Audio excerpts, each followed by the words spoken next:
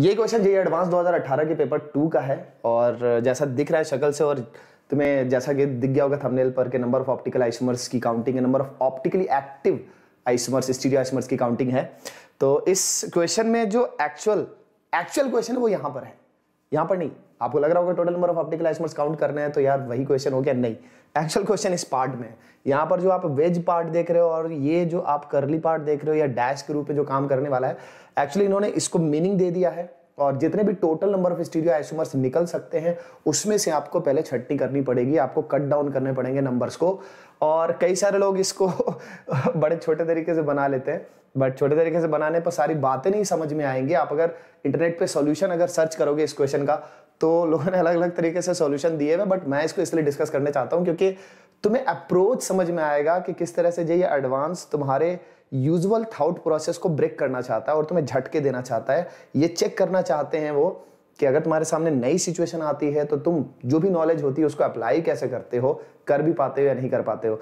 तो आप अगर इस क्वेश्चन को पढ़ोगे तो पहले तो गिवन कंपाउंड एक्स की जगह पर ये थोड़ा अच्छी लैंग्वेज यूज कर सकते थे, कह सकते थे for a given condition, for given structure, ऐसी कुछ बात बोल सकते थे जो कि ज्यादा बेटर लैंग्वेज होती, क्योंकि इसमें बहुत सारे इसके स्टीरियो आइसोमर्स खुद ही बनने वाले हैं। तो कोई एग्जैक्ट कंपाउंड तो ये है नहीं, बट ये प्रेजेंट करने वाला है ढेर सारे स्टीरियो आइसोमर्स को। ढेर सारे स्टीरियो आइसोमर्स हमें यहाँ से सोचने हैं।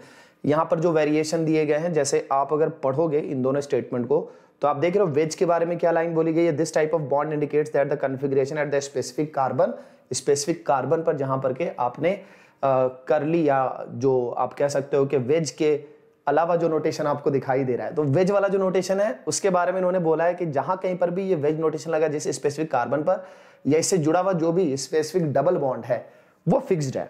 तो configuration at the specific carbon and the geometry of the double bond is fixed. This type of bond indicates that the configuration at the specific carbon and the geometry of the double bond is not fixed. तो ये करली वाला जो है वो fix नहीं है, आपको यहीं पर चेंजेस करने और चेंजेस कर करके जितने भी डिफरेंट टाइप के स्टीरियो आइसोमर्स बन सकते हैं, ऑप्टिकली एक्टिव स्टीरियो आइसोमर्स बन सकते हैं, उनके बारे में सोचना है। तो अभी चेंजेस आपको सिर्फ और सिर्फ इस कायरल कार्बन पे करने हैं, इस कायरल कार्बन पर करने हैं। और ऑब्वियसली आपको जो ये लाइन बोली गई है, जैसे स्पेसिफिक कार्बन की बात नहीं की गई है, geometry of the double bond की भी बात की गई है। तो डबल बॉन्ड की ज्योमेट्री यानी कि आप इस डबल बॉन्ड को सिस और ट्रांस दोनों फॉर्म में रख करके सोचेंगे, राइट। और इसे छेड़छाड़ नहीं करेंगे, कुछ नहीं कर सकते इनको। पता है इससे क्या समझ में आया? एक बात तो आपको फटाफट समझ जानी, अगर इस वेज पार्ट को, वेज पोजीशंस को अगर आप चेंज नहीं करने वाले तो दैट मीन्स के इनैंशियोमर्स नहीं सोचने।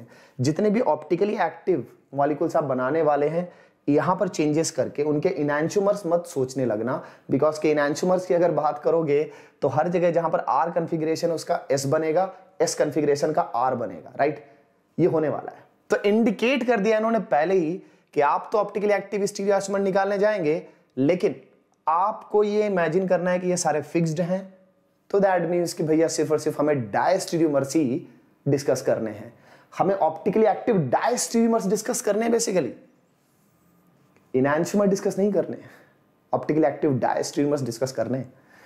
तो क्योंकि ये पार्ट फिक्स्ड है, अगर वो फिक्स नहीं होता तो हम इनैंशियोमर भी काउंट करते, बिकॉज के वो मिरर इमेजेस में वो चेंज कर जाते, राइट।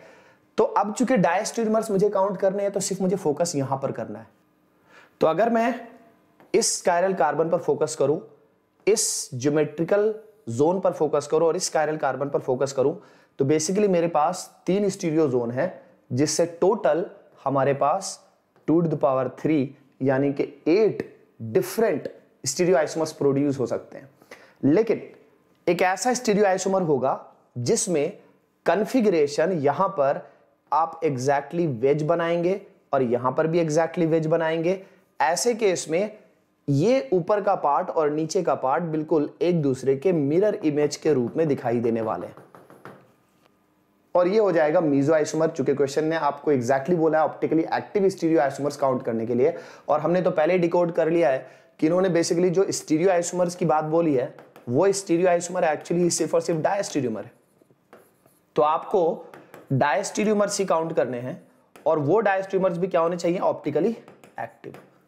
सो एक जो ऑप्टिकली इनएक्टिव बनेगा, जिसमें स्पेसिफिकली ये कॉन्फ़िगरेशन आएगी कि यहां पर भी वेज होगा और यहां पर भी वेज होगा, उसे माइनस करेंगे तो टोटल आंसर 7 आएगा। और जैसे मैंने बोला जो भी 7 है वो ऑप्टिकली एक्टिव है और उनके भी एनेंटियोमर होंगे तो टोटल 14 नहीं काउंट कर देना है। ये वो क्वेश्चन है जिसको कि एक्चुअली सिर्फ और सिर्फ 5% स्टूडेंट सही कर पाए।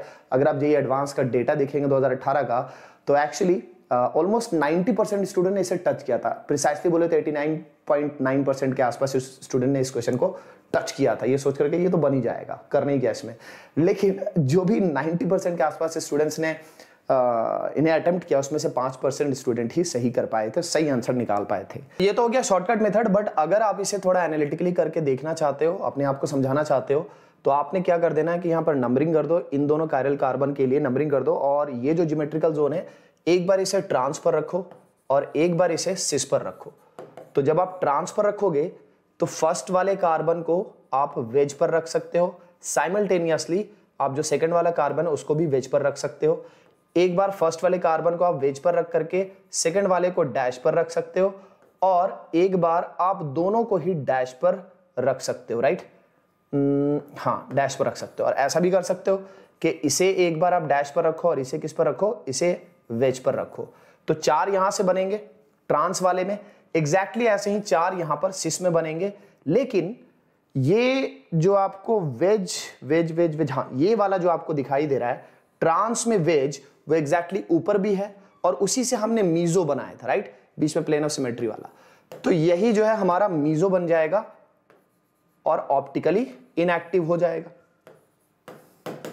सो दैट इज वाई इस एक को माइनस करेंगे, अदरवाइज ट्रांस में 4, सिस में 4 बनेंगे, 4 4 8 बनेंगे, जिसे हम शॉर्ट में ऐसे निकाल रहे थे। ये तरीका हो गया एनालिटिकली निकालने का। अगर बात की जाए कि क्वेश्चन में स्टूडेंट्स ने गलती क्यों की, तो मोस्टली क्या होता है कि नंबर ऑफ स्टीरियो आइसोमर्स की काउंटिंग जब होती है तो ऑलरेडी कॉन्फिडेंस गिरा हुआ रहता है। तो वो गिरे हुए कॉन्फिडेंस के साथ जब आप किसी क्वेश्चन को बनाने जाते हैं 50-50 वाले माइंडसेट में, तो 90% तो चांस यही होता है कि आप गलत करोगे। सो दैट इज वाई कि गलतियां हुई। वैसे क्वेश्चन मुश्किल नहीं था, बहुत प्यार से क्वेश्चन को एनालिटिकल बना दिया गया था, ढेर सारी बातें बोल दी गई थी, वेरिएशन डाल दिए गए थे। जैसा मैंने बोला कि इस तरह के क्वेश्चन काफी सारे हम बनाते हैं अच्छे बुक्स में, अच्छे मटेरियल में, कि एक जगह कॉन्फ़िगरेशन को फिक्स कर दिया जाता है। तो उससे अगर आपको पहले से आइडिया था तो आप समझ जाते कि अच्छा डायस्टीरियोमेरिक रिलेशन पर ही बातें कर रहे हैं, क्योंकि एनेंटियोमर हम ले ही नहीं पाएंगे क्योंकि आपने कॉन्फ़िगरेशन फिक्स कर दिया। फिक्स कॉन्फ़िगरेशन वाले क्वेश्चन में करना ही यही होता है, डायस्टीरियोमर ही काउंट करने होते हैं। सो आई होप दैट कि इस क्वेश्चन से बहुत सारी चीजें आपकी क्लियर हुई होंगी, समझ में आ रहा होगा आपको कि क्यों 5% स्टूडेंट्स ही इसको बना पाए, राइट? All the best.